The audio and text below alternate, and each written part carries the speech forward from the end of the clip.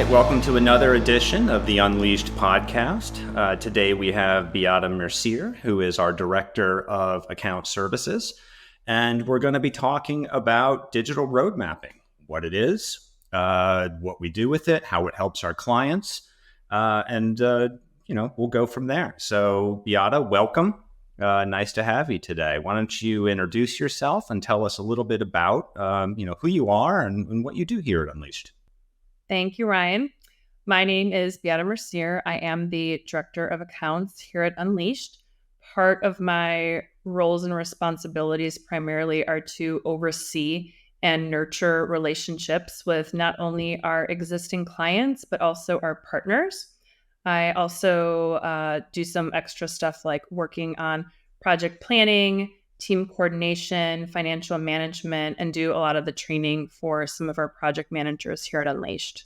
Yeah, thank you. That's great that you right out of the gate said partners, because I think that's kind of the theme, really, when we're talking about road mapping and what it means and how we're more than a development shop or a ad agency. There really is that partnership connection. So thank you and welcome. Let's jump right in. Digital road mapping. How do we leverage it? What is it? And what's the benefit of that type of exercise for our clients? Sure. So a digital roadmap, or sometimes internally refer to it as the partnership map, it's really a dynamic planning tool that we use to really ensure that our clients' needs for their businesses and initiatives are accounting for. And at the same time, while we're working to figure out what the client's needs and wants are, there's always opportunity for Unleashed to make strategic or functional recommendations based on what the industry is telling us that needs to happen with technology. So typically at the start, with any relationship with our clients, we'll work with them and create it together based on a lot of their KPIs, but then we'll typically align them within their fiscal. And then throughout the period of the year, we'll make sure that we're adding in anything that seems applicable to the success of the website. So thank you. Aligning to the fiscal. So immediately I think about this is really kind of an ongoing services enhancement type of roadmap, a partnership roadmap, but not necessarily a build. It could incorporate a build, I guess, but this is something that is steered more toward developed or ongoing relationships with clients. Is that correct? A perfect example is we have a education client, and one of the things that we work towards for them is they have a KPI that's specific to increasing their enrollment. And all of the tasks and goals that we have that we execute for the client are related to that specific KPI. We then go through and we make sure that we have bucketed what those tasks are and when they need to be achieved.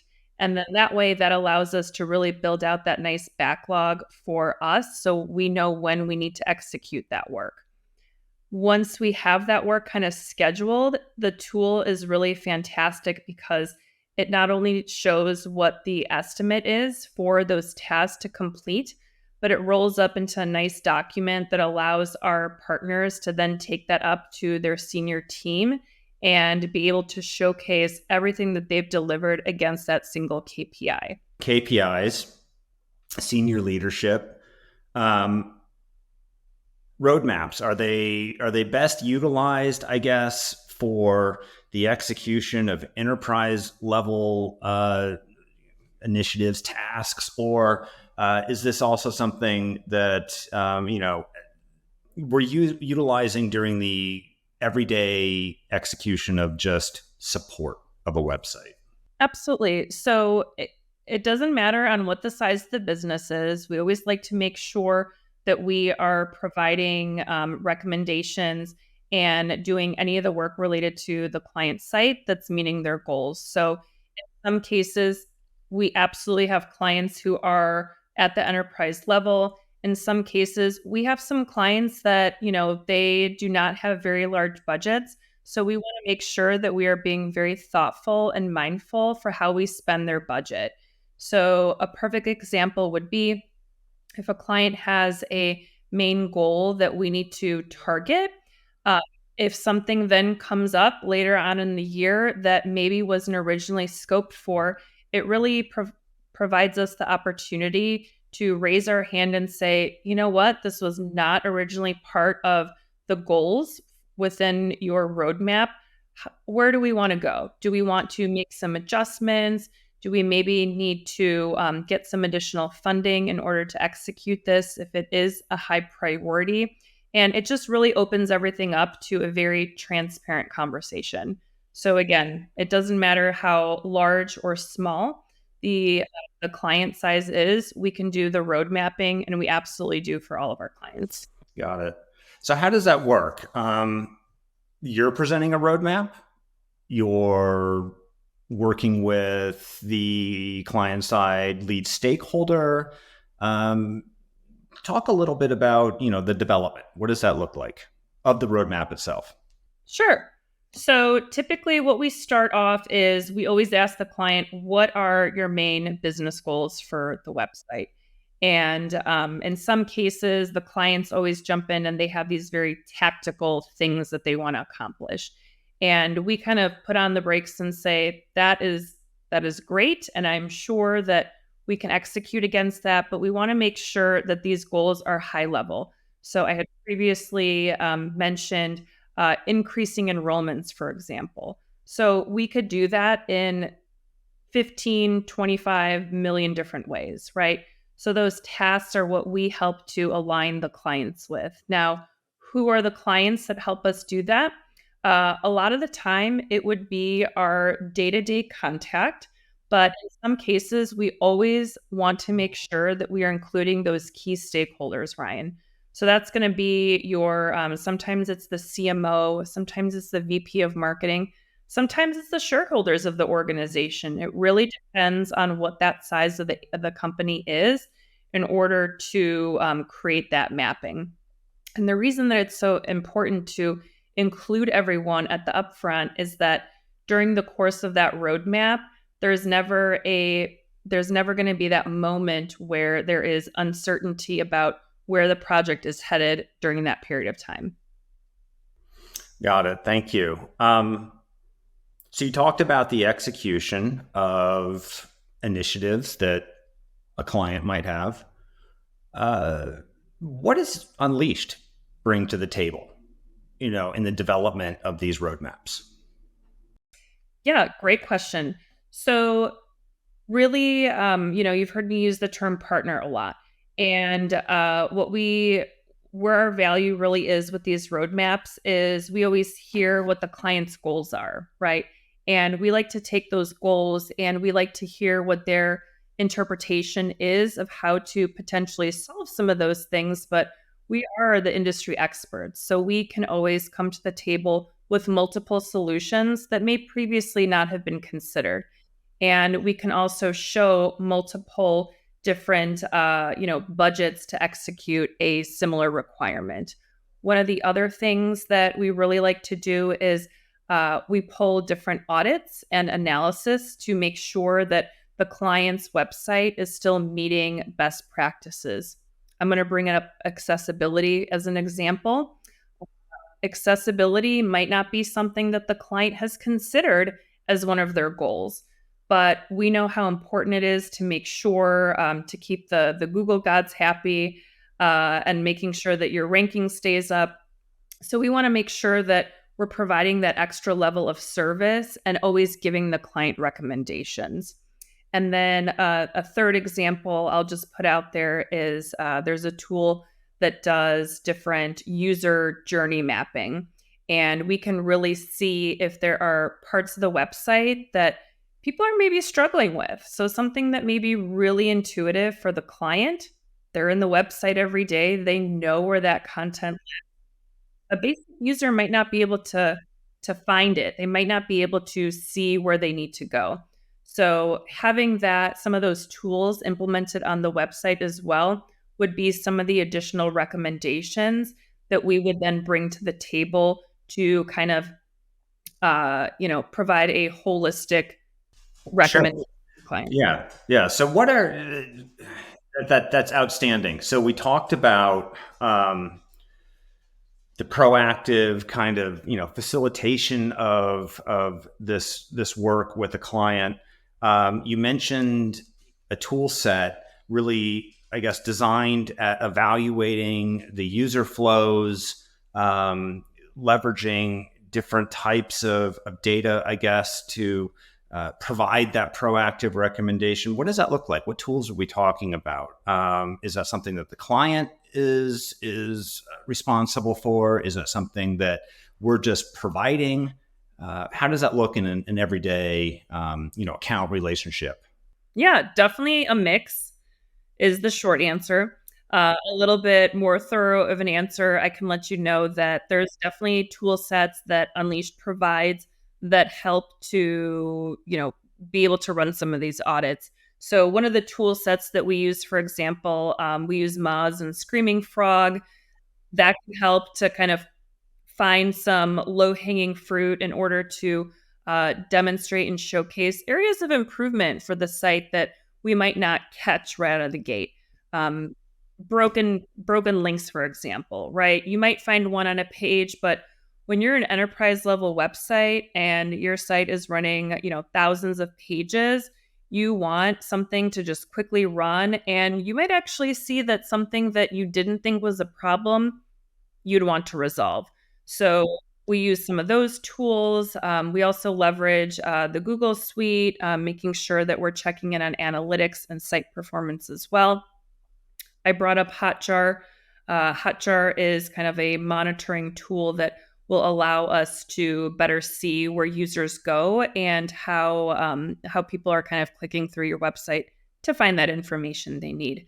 So that is part of that's just a couple of the tools that we use internally. We definitely have more, but there's also things that the client brings to the table.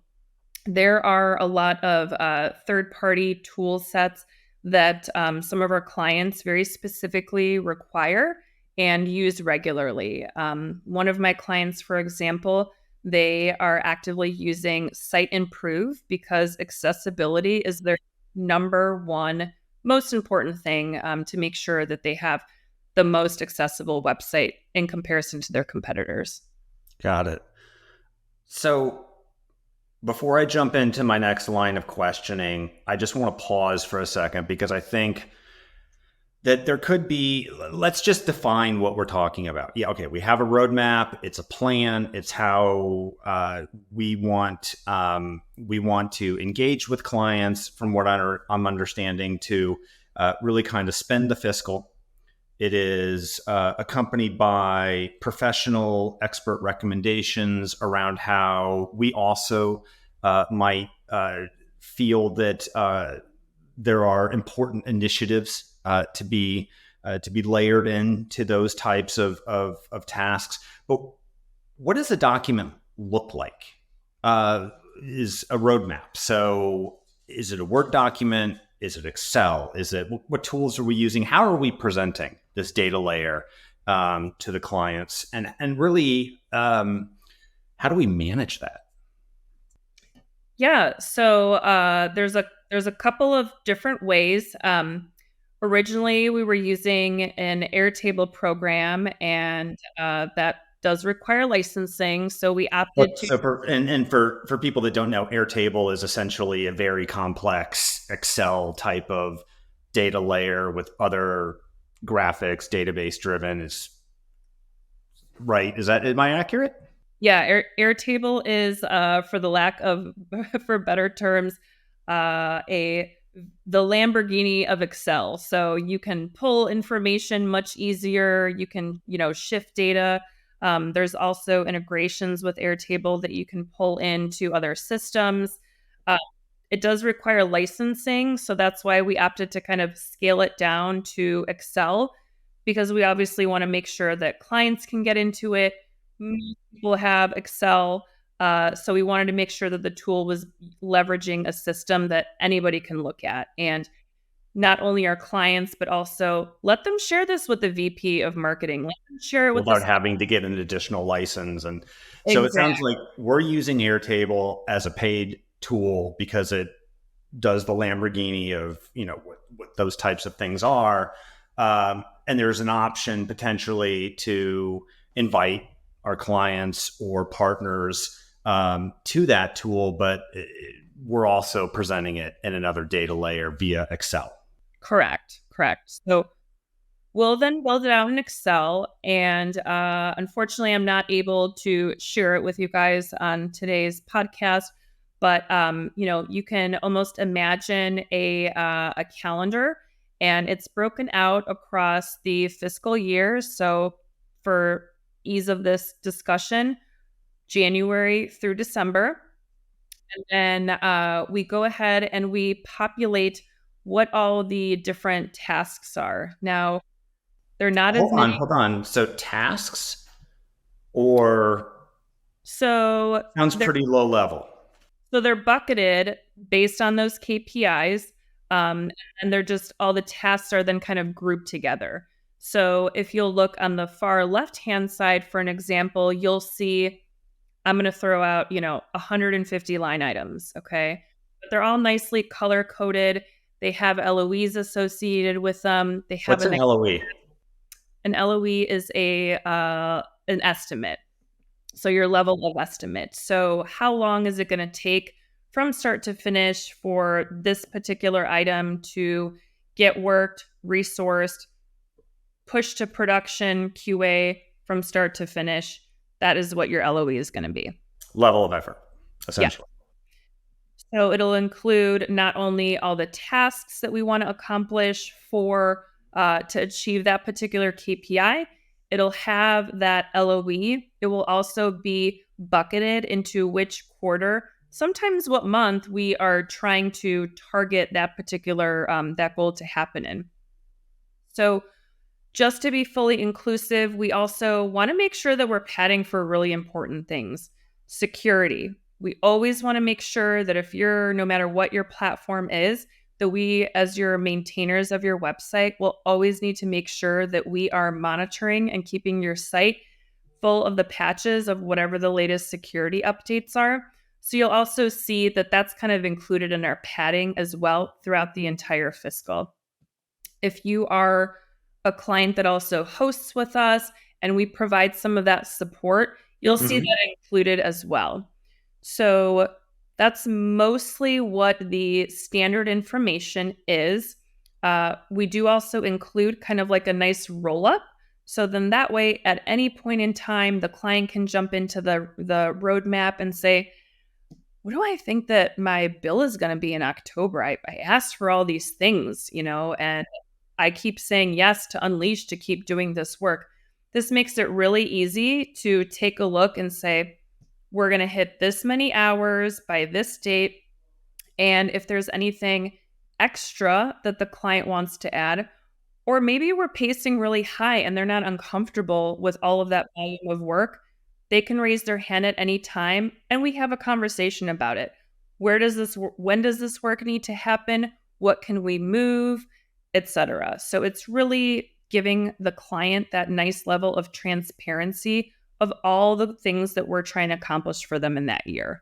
Okay, so I'm getting the picture, right? So obviously I know the picture, but it's, we have a project plan for a build. There's discovery, there's strategy, there's UX, there's design, there's requirements and development, and it goes on from there. It sounds like this is a annual, or depending on the relationship with the client, a fiscally oriented plan that is similar, maybe not at the discovery, strategy, development phase, but really more high level at the initiative phase. We're trying to, you brought up, I believe, membership, or whatever the actual thing that we're trying to move the needle on, for lack of a better term. We're bucketing it that way and attacking it. You're always going to have things that come up, right? So a bug might happen. There might be a scenario where, a client needs to change out a piece of technology that was unexpected, right? And this document is fluid. Just because we wrote it down at the start of the fiscal does not mean that we can't change it. So if a priority shifts, we leverage this document, we pull it up and we say, okay, are we adding this to the roadmap or do we need to make room for it in the roadmap? And then we figure out as a team, as a partnership, what that looks like So moving it's a forward. guide. It I is. have X dollars to spend. I have a year to do it. I want to get all of this done. That's the roadmap. Benchmarking against that outset, or against that initial set of kind of assumptions, and then of course you've said multiple times, things creep in. There are unexpected tasks that might arise. So it's all welcome and incorporated into that type of thing. When developing a roadmap, what do you think are the most important components? What makes this successful? Why is this different than something that I can go to any agency and there is a project plan, or I can say, hey, here is a series of tasks that we know that our senior leadership wants to get delivered this year. What's the real benefit of a roadmap? Great question, Ryan. So primarily, one of the most important pieces of the roadmap is to make sure that we have that collaboration at the start, but also throughout the duration of the project or that fiscal. We want to make sure that because this is fluid, our goals are usually the same. But if something comes up that it's unexpected, we always want to make sure that we are doing what's in the best interest of our client. And not only that, but also just making sure that we're being proactive about it.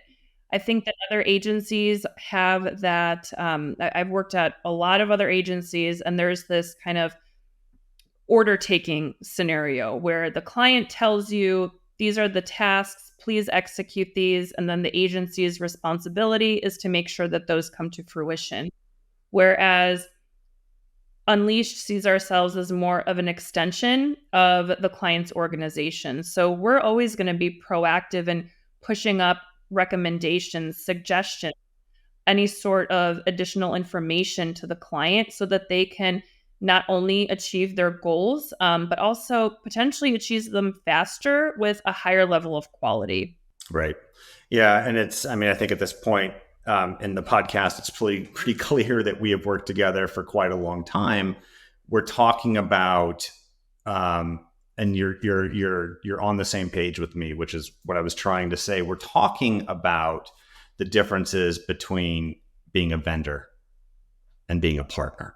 I hate that word. It gives me the EBGBs of hearing that word vendor. So right. Every time someone says vendor, which is fine. It's totally fine. But I always my mind just immediately goes to, someone who's providing a mundane service. And there are many, absolutely wonderful services that we provide, that we expect vendors to provide. But in our industry, being a partner is really where it is, being an extension of the client side team. Having said that, I think we would be remiss if we just pretended that this is perfect all of the time. So what are some of the obstacles? I mean, what do we run into? Where does it get hard when trying to build out a roadmap? Yeah, I can give you a scenario where a lot of the pain points that we see is making sure that the client's full organization has buy-off on that roadmap, right? So making sure that you're including really all those stakeholders that need to have some weigh-in and buy-in on where your website goals really are. So I can give you an example of if our day-to-day contact is someone that's a little bit more junior, we always need to make sure that that roadmap is also presented to their senior team, right? And making sure that they see kind of that guide that we put together with the recommendations, and that really ensures that there is no discrepancies during that period of time that we're executing the roadmap. Um, that I would say is one of the issues that has come up is we would execute against a roadmap that maybe didn't have that buy-in, which led to some discussions that we ended up just reworking that roadmap. So didn't become a pain point at all, but we could have absolutely have gotten in front of it had all the key players been there at the start. So identification of key stakeholders, um, identification of all of what I guess could be competing top level priorities, right? That would be the next one. Yes. So I was also going to mention, if you have the VP of marketing who has a very specific goal that they are trying to achieve, there may be another separate department of people who have a completely different goal that they want to push on the website. So it's about them working out and coming together with what that compromise looks like and figuring out if we want to tackle all of those KPIs or maybe kind of do a little bit less that year. Yeah, so that's thank you for saying that, because it just brings me back to a thought, um, and one of my mentors many lives ago made this abundantly clear to me, and I think it has served me well through my progression of my career, particularly within this industry, and it is the identification of a stakeholder. Who is that, and what does it mean?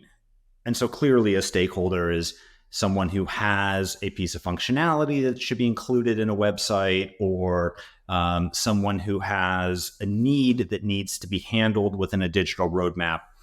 And I don't really expect any answer here. I'm just providing some color. In my mind, a stakeholder is anybody who can dislodge the momentum of work, right? There's either enough authority within their job position, enough, kind of in the weeds, friction where they need something that actually has to be provided. A stakeholder is someone whose voice needs to be heard. I was quickly just going to say that totally valid, because in some cases, that stakeholder might be unexpected, right? You may need the director of IT to be involved in this, because if they don't have a hosting platform that can support this, your VP of marketing might not know that. Director of IT would. So it's never as transparent and clear as one would expect in some cases, not all cases, but in some cases. So it's also very important to have your clients understand who those stakeholders are. So we'll always just kind of provide a list of, have you thought of this? Or who's going to cover this, this knowledge gap for us? And that helps them to kind of make sure that those key stakeholders are at the table when we're doing that roadmap. So, Beata, thanks for that. Steps in putting together a roadmap. What are we looking at? What are the most important things to consider? What do we want to make sure that all of our clients are bringing to the table so that we can prepare and present the most accurate work plan, which is difficult, over an entire fiscal. So how do we do that? Sure. So the KPIs are most important, along with those stakeholders, making sure that they have alignment and agreement with what those KPIs are, and then really giving us an understanding of what the budget looks like. It's also good to know, are we going shopping for a Toyota Camry, or are we more in the Tesla arena? Okay. So that helps to kind of gauge the discussion, right? And not to say that we would provide a less than a high quality solution, but obviously it would allow us to identify if we need to include specific tools to accomplish the goal. So that being said, those I would say are the most important things to kind of give us that start. And depending upon what your KPI is, that might be something that has a start and an end date. In other cases, it never does. So we need to make sure that we're always planning accordingly for that. So I'm going to bring up that education client that I brought up earlier on the podcast, making sure that we have an increase in enrollments. Well, you don't ever want to stop the enrollments coming in, right? You always want to have that nice steady flow. Granted, there's always a peak season, but we want to make sure that we're constantly working on that. So we'll always want to have a backlog of items that we're working on to provide that stable kind of push to the website. Outside of that, I would say that, budget would really be also most important. So when we present these to our clients, it's never finalized. So the first presentation is kind of the starting guide, right? And there will always be some fine tuning that needs to happen. We have a section of recommendations that we always have included as well that we can push up into the roadmap at any point in time. But that's always nominal and it changes, right? Browsers are always updating, or Google just did another update to their algorithm. So making sure that we're staying on top of those items as well. Yeah, that's a very interesting point. So you took it from a high level down to something that happens like almost twice a day, like Google updating an algorithm. So I kind of want to in parallel take the concept of the KPI, which, key performance indicator. It's a C-suite term. We're talking about organizational metrics, but I think even more important in the context of the roadmap is that, yes, we might be addressing KPIs, but whatever it is, we are, in my mind, at least, looking at the goals that we're trying to achieve, the measures of success, meaning, what is it going to take to achieve that goal? And then perhaps more importantly, the actual quantified metric in which we can prove or show value to our clients that we have achieved that goal. So goals, measures, metrics, I think it's just important to note in the overall scheme of, the in the world of roadmaps that it's not just KPIs. Yes, it's KPIs, but it can be anything. And we're going to address every item with that same level of attention that a large KPI might have by saying, okay, what is the actual goal? How do we qualify success? And then at the metric level, how do we actually prove attribution? So not a question, just a statement. No, I'm with you. And, if you're listening to us now and you do not have a Google dashboard, we encourage you to make one or have someone make you one, because that's going to show you what all your hard work is for, right? So that not only can you bring that roadmap and say, we did all these things, but you can then show the performance and doing a comparison from, well, how did the site perform last year? And compare it to what you've been doing and how hard we've been working for the last, 10 months, 11 months, full fiscal year, and be able to compare it. In some cases, the metrics may not always play out as you expect them, but at the very least, you then have a document that will tell you all of the steps that you took to remediate, to try to provide that improvement, etc. I only bring up the downswing because all the cookie compliance stuff has really been hurting some of our client metrics. So we definitely feel for you guys right now. But that's definitely something that you can clearly identify. Yeah, we did this year, and we expected our traffic to dip down a little bit, but nothing that we can't tackle moving forward. So, or in the spirit of a roadmap that we can identify, right? Because again, it's a partnership. And so we're working together tightly as an extension of our clients' teams to really make sure that every dollar that is spent, every initiative that we undertake, and every task that is executed aligns with those overall strategic goals or things that just crop up in the, in the ebb and flow of the real world, right? yep. And there's a lot. There is a lot. Beata, thank you for taking the time today to talk to us about road mapping. Any closing thoughts on what it is, how we do it, or why it's important? Thank you, Ryan. Again, I just want to reiterate the importance of this roadmap is not a tool for us as an agency or just the client, but it really is a document to showcase the partnership of both of our organizations working together for the benefit of providing that best UX experience for the website. So if you need help in how to create the roadmap, you're welcome to give us a call. We're more than happy to kind of walk you through the details on how to build your own roadmap if you're not already doing one. So with that, thank you so much, Ryan, for having me. It was a pleasure and looking forward to doing another podcast with you guys. Thank you, Beata.